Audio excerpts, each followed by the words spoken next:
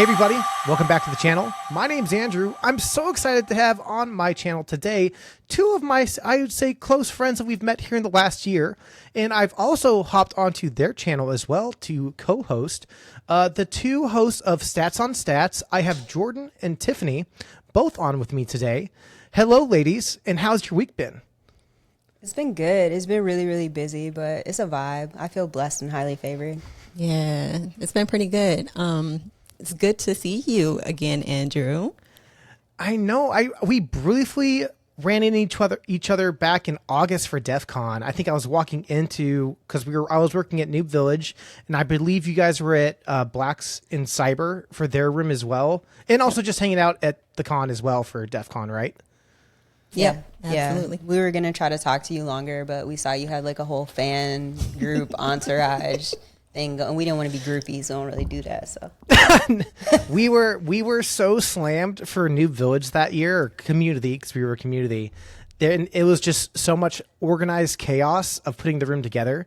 But it was so good to meet you guys in person briefly. I definitely need to. I know we possibly might be connecting next year. I still need to get you that answer. Reference that text message. I haven't forgotten. And but no, so glad to have you guys on the channel. And I guess, do you guys want to do I'll kind of pass it back over to you guys for kind of a quick, short introduction of who you are, what you're doing in cybersecurity? Sure thing. I'll let the OG go first. You're so funny. Hi, I am Tiffany. I'm an Army veteran, and I do cybersecurity right now as working as an incident responder, doing cybersecurity analysis work for a really small company that has an app most people hold on their phones, and then they order things to it and we deliver it to the door. So that's pretty much what I do on my day-to-day, is find out if anybody's trying to hack into that organization and do as much responding as I can. That's fire. I love that. I love that. Yeah, so my name is Jordyn. I was in the Army at one point, so that's cool. But in terms of right now, I would say I work more so cybersecurity adjacent. You know, in my past life, I was a cybersecurity analyst, information systems security engineer. But right now I work for a search AI company with a solution that, you know, supports both observability, search, and security. So, well, ladies, I'm so glad to have you on. And it's so wild to me because we're getting into our first question actually perfectly.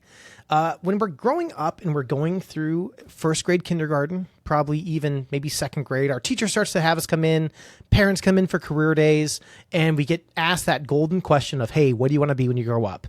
And we say doctors and lawyers and astronaut veterinarians, or I want to be a Barbie, or I want to be a lawyer cop. And obviously, we broke into cybersecurity. And we're pretty darn good at it. So would you ladies mind kind of sharing your story of kind of what got you interested or got you in to cyber? I'm over here laughing inside because he said doctor, lawyer first. He did. All that to say, I wanted to be a doctor and she wanted to be a lawyer. So that was kind of funny. Anyway, sorry, go ahead. Okay, how did I break into? So I think I was about 13. And when I answered that question, it was like, I'm going to be a soldier. So there's that. But it was because I wanted to be a lawyer, and I was trying to figure out how I was going to pay for that, and the Army was probably the best step for me. And while I was in the Army, I ended up doing an information technology, military occupational specialty is basically what they call it. And when I went to the training, because I was a reclass, we actually were able to do a cybersecurity Security Plus certification, and I got kind of that ground Security Plus foundational certification before I got out of the Army. So what ended up happening is, fast forward to me being out of the Army, and I had this foundational knowledge and looking for roles, and I had a very, very good friend who had recently moved to Tampa, just like me, who was working at a help desk and moved over to a security operations center. And I started looking over and being like, hey, based on my resume, what should I add to this resume so that, you know, they can see me as a good candidate for your team? And with that, and kind of the experience of, because while I was in, I was moving computer systems across the world, across the country, and I had to figure out really quickly how to secure those systems, because it was unclassified data, it was top secret data, it was, you know, secure systems, and you learn really quickly why you need encryption or availability and stuff like that. And I was like, what do I need to do now in order to work on a security operations center and be nosy and find out what's happening? And she gave me some insight, told me you don't have the right certifications. Because, government. So I had to get my seat. Yeah, it's like you hand them a piece of paper. They let me make some corrections. They just pen the whole thing. All right, fix this. Like you highlighted everything. Yes, it's like exactly. Yeah, but big thing was making sure I had a certification. So I got a CEH, and then that helped me make that leap from the Army right over into Security Operations Center and cybersecurity. So I guess if you really wanted to know what to learn from that, get you some foundational certs maybe, and also make sure you tap into the people in your network and say, what do I have right now and what would help me become a good candidate for a role where you are. Man, foreshadowing some amazing questions that are soon to come. But no, fire, Tiffany. So Jordyn, what's your story of how you broke in? I feel like mine's a little shorter. Yeah, so I wanted to go to college to be a doctor. I did my first 2 years, and I was kind of like, I really want to take a gap year. But culturally, I'm over here like, let's be PC. Yeah. Culturally, in my culture, that's like, what is a gap year? You coming home and sitting and chilling? And so essentially I knew that wasn't going to happen. Got lucky. Recruiter was kind of like, hey, you want all your meals free healthcare, might even get to travel. Yeah. Got him.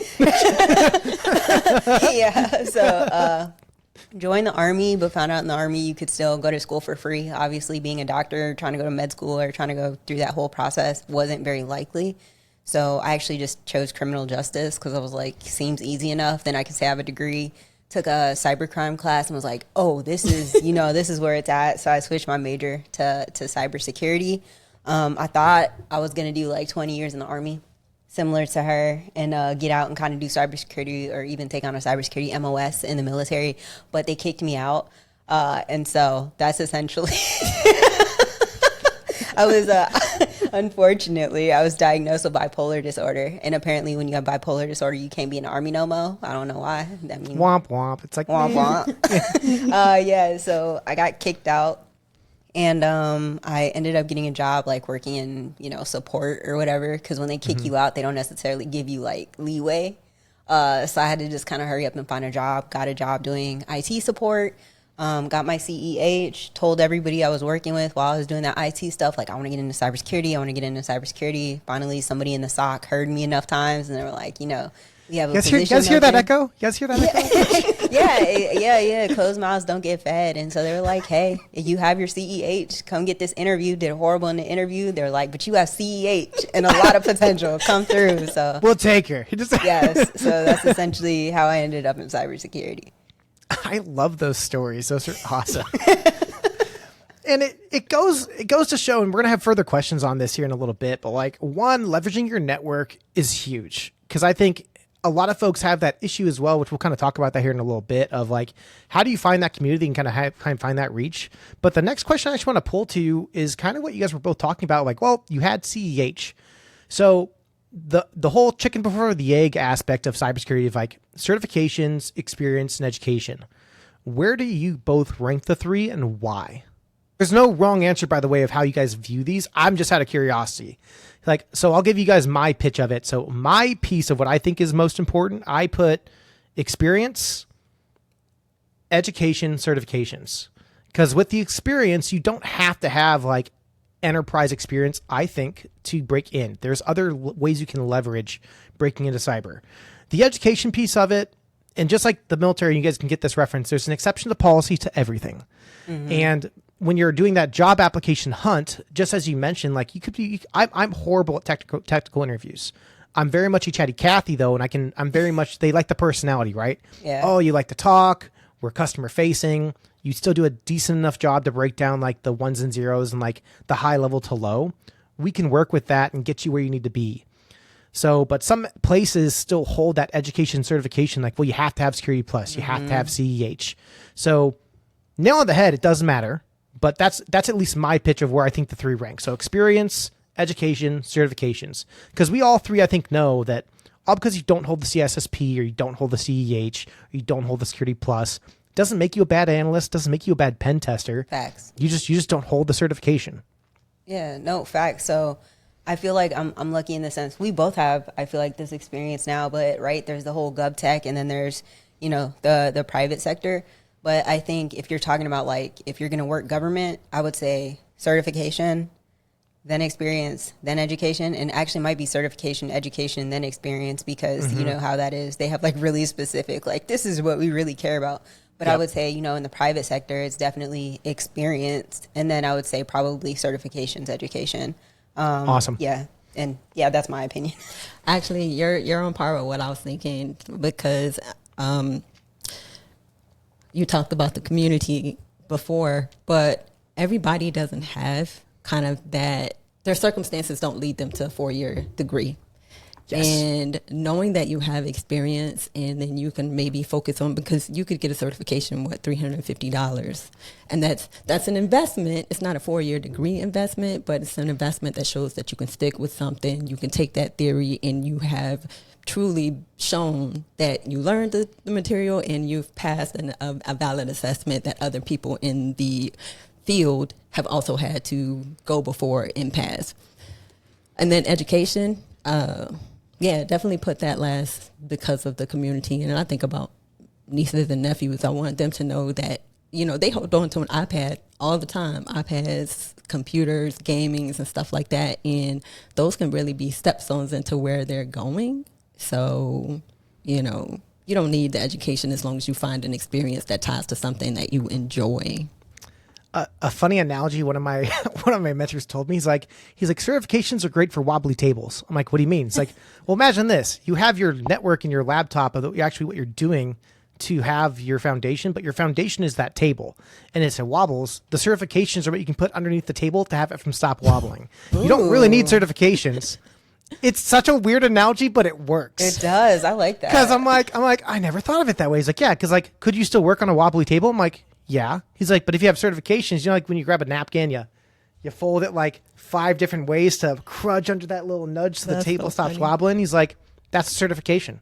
It stops the table from wobbling, and it says, hey, they have that certification. All right, but can they do the job? So I thought that was a crazy cool analogy. One of my mentors told me, and I'm like, that's good. Oh, that's good. No, I like that a lot, actually. That's fire. Well, next question I have for you guys is kind of about stats on stats. So obviously, Stats and Stats is a podcast that kind of talks about folks in the industry. You guys bring on different experts and folks across everything from pen testing, GRC, cybersecurity. And there's some great information that you guys kind of get to ask and kind of dive into the community. What was the founding, or kind of how was Stats on Stats made? Would you like to take this one? Andrew. Andrew, you've been in tech for a while, right? I mean, I'm just about to peak about 10 years, give or take. Okay, in those 10 years that you've been in, most of the time you walk into a room, how many women do you see? Is it the majority? No. And this is what stinks. No. I've been blessed to have maybe 2 to 3 on every team I've had, but there's not a lot of women in cybersecurity when I walk into a room, or even on my current team. I have 2 females on my team. To go into the Army side of it, I'm part of a cyber protection team. Out of our 35 soldiers, 3 females. Okay. You see us here. We here, right? We belong here. We're here. And yes. Also, out of that group, how many people in that room from one end to the other do you see that are from the Black and brown community? Not many. But we got questions a lot of times from people who are in that community, because they're closest to us, that were like, hey, what did you do? Why are you even interested in this tech stuff, this geek stuff? Like, what's going on, man? And we're like, how do we help to translate what matters to us about tech, and how it can help you in your future, and why you belong in this room just like we do. So that really was kind of, for me, I won't speak for both of us, but kind of for me, like a core of why we ended up trying to find a platform that we could say, you know what, we're making it here. And it's not just us. There are plenty of people in this room that look like us and come from this community that are thriving. And here's the gap to get you from where you are, and the stories that show that your story matters, and it doesn't have to be linear. And this is, that's what we've been doing with the podcast. So I like that. I would say, just to kind of piggyback off that, There was a lot of content. When we started, there's a lot of content out there. And it felt kind of stiff, almost like pretentious, right? A lot of people kind of being in a room showcasing how smart they are. And so that can be intimidating to anyone, right? And so one of the biggest things for us, I know for me in particular, was like, for instance, we have our 90s R&B game. We kind of, we're very casual. We talk to people very casual.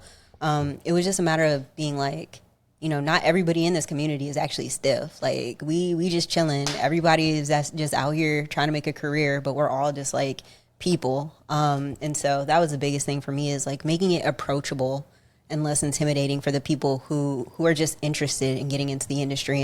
And yeah. It sounds so like straightforward, but it's just like, no, it's just to have a conversation. Like when I started my channel, the same thing. I was talking to random people, some random Linux admin dudes, like the generic IT guy, glasses, like we're nerds, we're playing StarCraft. But then I've tried to expand that to everyone, because it's like, I don't need to grab all the John Hammonds and the network chucks or the big influencers to say, look, this is what cyber looks like. Like, no, cyber has many different faces. There's many different approaches of how folks get into this industry. And just like Stats on Stats is doing, it's so nice to get to hear and share people's stories to see if that can kind of relate to someone else's path. Like, I know why I made the GingerHacker channel was because of finding mentorship and kind of networking. I know a lot of folks, at least when I now provide mentorship, it's like, hey, I can't find a community. I don't know what's right. Is this a good course? Who can I chat with? Hey, I want to get into GRC. Who can I talk with to kind of get this information? And I don't have all the answers. But by opening up my doors and having this community and getting to talk to folks from Ireland, Canada, the UK, India, here in the US, it's been amazing, like the short 15, 20-minute conversations I've had. And it's like, dude, thank you so much for just talking to me, because gatekeeping, I think, is still in our midst within this community, which is a horrible thing to do. Like, that's one thing where it's like having these type of channels and podcasts where you just get to talk to people and have like an open door of like, hey, ask anything. What do you want to know? What do you want to hear? Like, does this correlate to how you're trying to find your journey and break into this field? I think it's a very great thing you guys are doing. So kudos as well. You too. Yeah. You too, Andrew. And I'm sure you're probably getting messages from people. You've been doing this for quite a while, right? You're getting messages from people that really make it come home about how you're actually helping people, and they can see themselves in you, and they also feel like they belong in the room. And that's really, at the end of the day, something that it's a joy to be able to do. Yeah. I have a question for you, though, because yeah, I have a story, but I'm not going to tell it to you. So how did you come up with the name? For the YouTube channel? Yes. Well, funny you ask. So the YouTube channel itself was made completely off a dare. So it was a slap bet. I don't know if you guys know what slap bets are. No. So, Jordyn, do you know what a slap bet is? Don't. Okay. So a slap bet is my buddies and I, back in like high school and college, we'd make stupid bets. And if you lost the bet, you got slapped. In the world. This is also off of the show How I Met Your Mother. So there's a whole part of it where Barney, who's one of the characters, makes a bet with Marshall, and it's like a slap bet, and he does like a 5-time slap bet that's good for like ever. And throughout the series, he owes Barney 5 slaps. So anywho, definitely, if you guys have not watched How I Met Your Mother, you guys should totally watch it. There's like 10 seasons. It's a great binge. But there was a bet saying like, hey, we should all make a YouTube channel. So I'm like, yeah, I'll make a YouTube channel. And my buddy's like, whatever, man. Mr. Beast made one. We're all going to make one. And so we're like, oh yeah, let's try to monetize. That'll be kind of cool. So my buddy's like, hey man, if you don't monetize in a year, I want to make a slap bet. I'm like, all right, dude. Well, if I do monetize in a year, I'm going to slap you with my first $1. And so that's how the YouTube channel was made. And then as I'm debating, like, man, what do I want to have my channel be called? I'm not as redheaded as I used to be. You can kind of see it in the tinge in the beard, but I was a match red tinge as a kid. I was a redhead. So I'm like, well, I'm a ginger. And I'm like, I wanted to be a hacker back when I first kind of got into cyber. Because I'm like, oh man, I want to type in the keyboards, hoodie up. Guys, I'm in. And so I'm like, GingerHacker. I'm like, that's kind of a cool name. So I'm like, and so it shall be. And thus the GingerHacker YouTube channel. There's no cool story to it. So channel is made off of Dare. GingerHacker, because I go by, that's one of my handles. That's mostly my handles as well for most games and stuff, like AZ GingerHacker, GingerHacker. And yeah, that's how the YouTube name was made. So no deep thought, just forward thinking was done, made, and accepting. So yeah. She has a childhood traumatic story about that word. Yeah, so I'm like always kind of like I'm always, for instance, when I sent a warm intro for you, I was like, should I just say his name is Andrew and like leave out his name? So long story short is I didn't realize that some people thought it was an offensive word. I thought it was endearing and like sweet and cute. And so I, said, hey, what's up, Ginger, to this guy that I, was cool with. The next day he came to school with his head shaved and was like, now you can't call me a ginger anymore. I was like, oh my gosh, I wish you would have just said it was offensive. So now I'm just like really sensitive about the word. So like, yeah, when I intro you to people, I'm like, should I? Next time around, hey guys, Andy, you're bald. Yeah, I am. Clean shaven, head shaved. 10 years of therapy out the window. Oh my gosh. Thank you for sharing that story. That's funny. Well, yes. So it's in it because then once again, this last few months, obviously we made the GingerHacker Initiative, which is also our nonprofit that pretty much span off the YouTube channel, which thanks to Josh Mason and getting to work with New Village with DEF CON and kind of really absorbing in like folks trying to break in and finding that community and kind of finding that strong support. Like Tiffany, you mentioned before, like for $350 to $450, you can get a certification.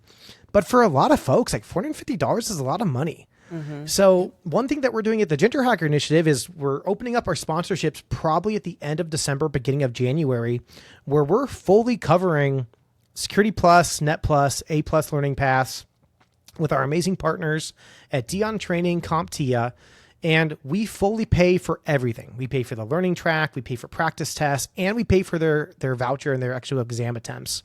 So we're obviously trying to get the word out, and then you guys are amazing with Stats on Stats, also donating to, I know we put in a Linux Plus voucher with our raffle on December 13th. But yeah, it's just like sharing that information because it's funny because obviously we reach out and like the GingerHacker Initiative, like, what's this? All right, not today, Russia, block. I'm like, no, we're real. We're a real community. We're a real 501c3. And we're really trying to give back to the community because at some point in time, Tiffany wants to retire, Jordyn wants to retire, Angie wants to retire. And if we're not leveling up our gaps within the industry, it means we have to work longer or leave and then leave our organizations kind of in the dust, which I know we probably all have relatively the same work ethic where it's like, I feel bad when I have to leave early or if I have to take a day off and I come back the next day and my team's like, oh dude, we were slammed yesterday. I'm like, man, I should have been there to help. But yeah, so it's very cool. And like, we very much appreciate all the support we've been seeing across the industry to include Stats on Stats, helping kind of raise that foundation and kind of helping folks break into cyber. I don't know about you, but when I turn 40, I'm retiring. I don't care what's happening. Respectfully, I don't know at that point. Peace. At that point, I don't know nobody no more. But no, that's fair. You also reminded Jordyn, did you deprovision your own account? Yes, I did. Yes, I mean, at a minimum, I'll give them 2 weeks notice. I'm not thinking about y'all after I turn 40, but I hope y'all got it. Hope you got it figured out. But no, he also just reminded us we have to donate. Okay. Because I forgot. Respectfully, I did. I forgot. So that was like a really good reminder. So we got you at the end of this. So. Hey, Siri. Yeah. No, I had already committed to it, though. So he didn't put us on the spot. I had committed to it, and I honestly just forgot. So this was actually a very appreciated reminder. My bad. I mean, definitely sounds like a worthy cause. So, I mean. They donated. No, we didn't. What I'm not going to do is lie, but we are going to. This man's speaking lies. Oh my gosh. I love talking to you gals. You guys are so funny. Likewise. Well, let's move on to another follow-up question I have. So speaking of communities and mentorship and mentees, what's a great way that you would recommend folks that are trying to find that mentor, trying to find that community, or some ways that they can kind of, and I know we've talked about this before, because when we were on with the last time I was on Stats, we talked about Toastmasters and B-sides and local meetups. Is there anything more different though, or things that you could maybe like recommend on folks trying to find that community, or certain ways that they can kind of try to get into the industry? Go outside your house. Touch grass. Go touch grass. I say that because oftentimes it's easy to go, well, I'm not already a part of this community, so it doesn't make sense for me to go to something like Afrotech or the Falcon or, all of those events. But just get outside of your house and go to those events. Like we've probably many times talked about conferences, but just be willing to communicate with people, get out into the conferences, because the more you start having conversations about people, then they don't have to be necessarily extremely technical. The more you start putting pieces together about things that you have heard, even if it's in the news. Oh, I heard about this ransomware attack, but I knew nothing about it. But because I went to this event and I sat there in the classroom, I started learning a little bit more about tech, and that allowed me to have a conversation with someone who was there. And now we're friends on LinkedIn, and every now and then I reach out and ask them like, hey man, trying to fix my resume. What can I do to make this look a little bit better for, maybe working in your roles? So I would say go there. Yeah, I think I'm going to actually add on to the conference piece and then talk a little bit outside of conferences. So on the conference piece, don't just attend the conferences for the sessions. Like the networking that happens after the conference is where you're going to make, create those real relationships, because that's, step one for mentorship isn't going up to a person going, will you be my mentor? It's getting to know the person and trying to figure out if the energy matches. So that's a big thing. But outside of that, like if the only way you're comfortable initially with interacting with people is virtually, again, it kind of comes down to, creating a real relationship. If you reach out to someone who is doing what you want to do, start off the conversation with, hey, this is me, I'm interested in this, can we have a conversation? Not, hey, this is me, I'm interested in this, be my mentor, work with me, right? So at the end of the day, it's all about just creating sincere, genuine relationships with people. I was about to say, I've heard people talk about, oh, I'm submitting my resume, and I've submitted my resume to 100 different companies, right? And I got no callbacks. And they have these spreadsheets of like, send this person, that person. Do a spreadsheet that says these are the 100 people I reached out to that are in the field or in the role that I'm interested in. These are the ones that responded, and this is what they told me that would be great for me trying to get into that role. So now you're building relationships, possibly mentorship, possibly, but now you have this whole spreadsheet that's like, this person, nah, not them, but ghosted. There's think outside the box. Yeah. What have you found works for you? So one thing I recommend that I've had mentees do is, I don't know if you guys have seen it or done it, the 100-day posting challenge on LinkedIn. So it's like for 100 days, you try to post, in a sense, anything, but like I tried to make it beneficial. So it's like, hey, like I did a try hack me box, or I learned something new today. I also tell people, very much like you were talking about, Tiffany, is like, hey, look, like fun fact, every week LinkedIn gives you like X number of users you can try to connect to and add to grow your network. I tell my mentees, like, hey, look, go add 5 new people every week that are in that next field you want to get into, or in a company you want to work with, that have the job title you want. Always connect a note. Don't just blind connect with somebody. It's one of my huge pet peeves when I get friend requests on LinkedIn where it's like, so-and-so wants to connect. I'm like, who is this person? And there's no note. There's no message. It's just like, Kevin wants to connect. I'm like, who are you, Kevin? I don't know who you are. I'm like, you're not even double verified. I'm like, block. Ignore. And it's poor person can be trying, like, I really need mentorship, and Andy blocked me. It's like, well, at least say hi or who you are. Maybe we connected somewhere. Every now and then I'll go through, like, I have like 70 pending connections right now across the world of people adding me, and I'm like, but it's like a pet peeve of mine when they don't send the small note. But I understand not everyone has that LinkedIn Premium. I think that gives that option, and you only get X amount per month. But yeah, I tell people to do the 100-day posting challenge. I did it, and I showed the analytics at the end of it on like recruiters who looked at me, managers, folks in the roles and industry. And what you're doing is you're kind of just you're almost having to create like if you're a website designer and like someone says, hey, I want to see your work, you're going to send them all the web pages you design, maybe in like a cool portfolio. When it comes to LinkedIn, at least mostly in this day and age, if you have someone that says, hey, Jordyn, I'd like to apply for this company that maybe someone works at, first thing you're gonna do is like, okay, well, who is this person? You're gonna go to their LinkedIn. Okay, do they have certifications? Do they have a degree? What's their current role? Where do they fit into maybe the role they're trying to apply to? And it's a good way, I think, to also kind of like, hey, are they involved in the industry? Are they involved in the community? When's the last time they got a certification? Are they currently going to school? What do they actually work on and train on? So I've been telling my mentees to do that, and they've gotten good feedback. They've gotten reached out to by recruiters. They've gotten to talk to hiring managers. And I like to do it just also to kind of grow the network, because I think very much in this industry, it's very difficult right now in the job market.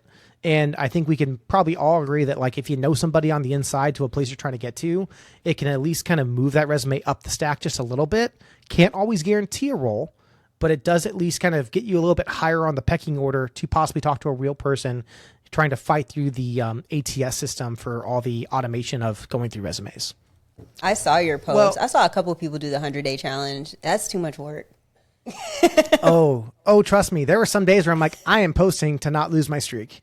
Because there's some days you just got nothing. You're like, but I don't want to lose my streak. So it's like, but the point of it is like you're trying to do, it's like consistency, right? If you want to get better at learning Spanish, if you did it for 30 days, you could probably argue that by day 30, you're going to be a little bit better than you were on day 1.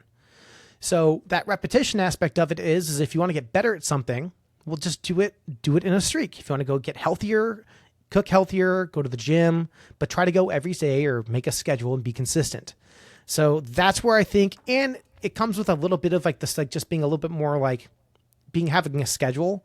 Because I think we also know like there's many different ways you can learn and get into a field. You can self-teach, you can get an instructor. Some people need that hand holding to be like more of like, hey, I need you to do this or else. Or hey, if we got told today, hey, everybody, we need to get your CEH in 6 months or you're going to lose a contract. Some of us would be able to self-start and say, cool, I'm going to go self-teach myself CEH. Some folks will not do that and then be a month away saying, hey, I have not even started this yet and I need someone to help me get this done. So, and I would say we probably all know those people and there's nothing wrong with them. It's just sometimes they need a little bit more hand holding or guidance to kind of get a process started. For sure. So, I think to your point though, the 100-day posting challenge, I think that could actually be a really good way, you know, to your point, the posting consistency, getting better at it, but also getting people started on the things like Try Hack Me and the Hack the Box, right? Giving them that incentive to actually do 100 days of those things so that they can post about it. So, I mean, to your point, I can definitely see the value there. Maybe I'm going to do it. We'll see. You should. You guys totally should. Do you encourage them to like, because you're posting, right? And a lot of times people feel like you're posting, but you're talking at them. Do you encourage them to try to make sure that their posts are something that people like have to engage, where they end it with a question or, you know, they look for advice as a part of it so that people, because oftentimes it's difficult to engage with something if people are like, hey, this is what I did over my last 10 days, and then they don't say anything else. Do you encourage kind of that engagement? I try to, but I also understand like within this community, there's a lot of introverts and recluse spiders. So like for a funny example, I gave a talk at St. George at their B-Sides Red Rock. And I had a question on my PowerPoint that had 2 DocuSign examples, one being malicious, one being real. And I asked the audience, and there's maybe like 100 people in the audience. I'm like, hey, can anyone just raise a hand or shout out which one they think is false and which one's real? I paused for 30 seconds, no response. I'm like, that's right. The left one's false. you have to give that. You have to do a little bit of a charade in a sense, but because that's the thing. Sometimes you're going to try to post for interaction, and you're not always going to get that interaction. And I try to explain to folks like, hey, don't be discouraged. It's like, man, no one wants to talk to me. It's like, no, some people in this industry just don't like to talk to people. Yep. I'm an extroverted chatty Cathy that we could probably talk for another hour and a half. And we could easily go back and forth. Now, I'm not going to do that to you guys, so don't worry. But you're like, no. but I explain to people like, look, like those folks that do want to engage, if you do prompt or kind of ask those questions, it's likely that I can't give you a percentage, but it's likely someone will hopefully kind of give that positive feedback or actually engage. I've seen people post before on like the LinkedIn, like, hey, I'm asking for anyone's help to review this resume and just give me any type of feedback. And when I see that and then I see it has like no reviews or no comments or posts, I'll be the first one to go in and say, hey, took a look at this real quick. Here are my recommendations. I think it's a good, bad, and different scale 1 to 10, 6.5 resume. But I need more clarity. Like, what are you trying to use this resume for? And so I follow it. Because sometimes you'll get asked a question, but it's too vague and there's have to be a little bit more follow up. So, but yeah, no, absolutely. I kind of tell folks that, yeah, try to, but don't be discouraged if no one does respond. Well, girls, it's been a blast getting to talk to you guys again and catch up. And I have 2 more questions for you before we wrap up. But as always, for coming onto the channel and getting to have another conversation with me, I know you guys already have some swag, but I'm going to throw the offer out again. If you would like to find another item on the swag shop, I will send that over to you ladies so you guys can pick something out for letting me steal some time away from your day and coming on the channel and having this amazing conversation. So thank you guys so much. Well, thank you. We're actually going to buy it because we love to support, of course. I thought my middle name was Free. We don't have to dive into all the reasons you don't want that to be your middle name. She's not free. I'm not free. I'm taking She's not free. Oh my gosh. Like a lot of dinners. So Tiffany's the joke. So Tiffany's the jokester. I see how this is. Yes. No, she totally is. She's a chatty Cathy. But yeah, no, you said you had more questions. I'm sorry. We got off track. No, you're good. Last 2 questions I have for you, ladies. So when you're not doing cybersecurity, when you're not doing stats on stats, not going to conferences, and you guys get to unplug, what do you guys like to do for fun? What do you guys get to do to unwind? Obviously, burnout's a very real thing in this industry, as many others. But yeah, what do you guys kind of do to reset? Jordyn likes to fight. Nice. Again, we need contacts. Not with her. I like to do jujitsu. I like boxing. But no, to your point, I like burnout is very real. So part of me unplugging is trying to dig myself out of being burnt out. Because I'm very, like, personally right now I'm very burnt out. But yeah, I try to reset by keeping my phone on like do not disturb, trying to set aside at least an hour for reading a book that has nothing to do with tech, and yeah, definitely martial arts and listening to this one talk. Real fast before we push to Tiffany, what's the top book you're reading right now? What's a good book recommendation? Yeah, so right now I'm reading Stolen Focus, and it's a good book. It talks a lot about how there's essentially a systemic attack on our attention, and a lot of that being attributed to the amount of information we're exposed to. We don't actually have as much time as we've had, hundreds of years ago, or like even 60 years ago, to process the information because we have so many different mediums of it coming at us all at one time. So it's a really cool read. I definitely recommend it to people. It gives you a lot to think about. Awesome. So cool. It's your turn. Oh, That's what the silence was for. what do I like to do for fun? I will start in this order: roller skating, roller blading, and then riding on my electric bicycle. Oh man. Okay. Yeah, it reminds me of those days back when I was outside with my 3 favorite people and we're like roller skating, trying to do the butterfly on those roller skates, and then it just felt like so freeing. It's also a reminder of how she's not free. And you're so funny. That bicycle is not free. It was not. Tandem bicycle or single bicycle? And the other thing I like to do, we don't usually talk about this, but we say it, but we don't really tell people like how to do it, right? We do Family Day every week. Oh, cool. And so Family Day for us, what it looks like is taking a day, taking some time and committing, because that's the important part, is committing to do this every single week. Every Friday we commit to, at 5 o'clock, after 5, like put your phones away and then do a board game, do a chess game, do a sports something that can allow you to really disconnect and then also allow you to focus on your family. And that came from elementary school. Oh, man. Yeah, my nieces and my nephews were going to elementary school in Maryland, and on Wednesday they didn't do homework because they wanted to have the kids find a way to reconnect with the people that mattered the most, so that Thursday and Friday felt like the days after a weekend. I didn't even know that until right now. And this is a good time for us to do this. So we see people at conferences quite frequently. They'll be like, "Oh, stats on stats," and they'll usually come up to me because for whatever reason, Tiffany's always missing. They'll come up to me and I'm like, "Oh my gosh, where's your friend?" And I don't ever correct them. I'll be like, "I don't know where she's at. I don't know where the homie's at." So we're not Laverne. I ask myself that every day. Right? So first of all, we're not Laverne and Shirley. We're actually married. I just want to put that out there because people don't know. Where's your friend Tiffany? Girl, I don't know where she at. That's my spouse. So yes, I had to put that on the record. GingerHacker got the scoop. This just in: Jordyn and Tiffany are married. Oh gosh. I was like, I was starting to feel like we were probably people's dinner time conversation. Like, are they or aren't they? Breaking news, TMZ. We heard it first. We is. What do you do, Andrew? What do you like to do for fun? Oh man, well, it's funny you guys mentioned family time. So like, I have a 5-year-old and a 2-year-old, married as well. And I mean, what we like to do is we'll kind of same thing. Like, I'm very much on the computer all the time, so I've had to commit to kind of unplugging. Same thing. Put the phone on do not disturb. Being in Arizona, especially for our summer times, like we have a pool, so we'll go swim, we'll hang out, we'll go to the park, we'll go on family walks. From my aspect of trying to unplug and kind of like relax, I go to the gym.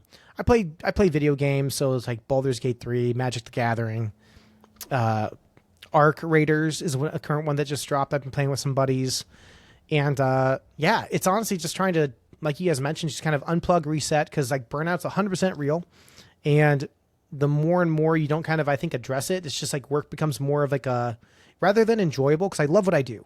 Mm-hmm. I think cybersecurity is amazing, but I do feel that there's some aspects that we'll be doing videos later in the year kind of like, look, cybersecurity is great, but here's like kind of like the bad light of what cybersecurity can also provide you. Burnout, deep rabbit holes, frustration on not understanding a concept, maybe getting talked to by a manager because the analysis wasn't your best type of analysis.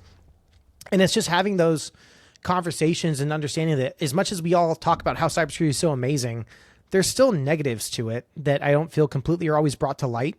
So there's some future videos we'll be doing that kind of like just kind of share that. But yeah, no, I mean, those are kind of things I like to do to kind of just reset, unplug, hang out the fam bam, and just kind of relax. And during our Arizona summers, just staying out of the sun. I have a family full of gingers, so we have Costco-sized amounts of sunscreen because, yeah, we're 2 primary colors, either white or red. So I love that for you. So what's behind? Oh, those are conference badges. For a second, I was like, are you like a runner or something? But okay, those are conference. No. Straight up. He said, hell no. I'm not a runner. So I'm a warrant officer in the military, and I am a rower. I actually row, or I do. I used to run, but fortunately with bad back and bad knees and bad ankles and bad legs, yeah, running ain't doing it no more. So. Okay. You're like, so people call you Chief or Mr.? I am Mr. Karate right now, but I will pick up my CW2 in January, so I can finally have the official title of Chief. Let's go. Let's go 2026. I've been in 16 years this November, so I got 4 more to go to hit my 20. So we're trying. We're trying. Wow, you actually look kind of young, to be honest. Yeah. Do you guys know how old I am? No, but you look young. Yeah. Like, what are you like? 29. Okay, your guess is 29. Tiffany, what's your guess?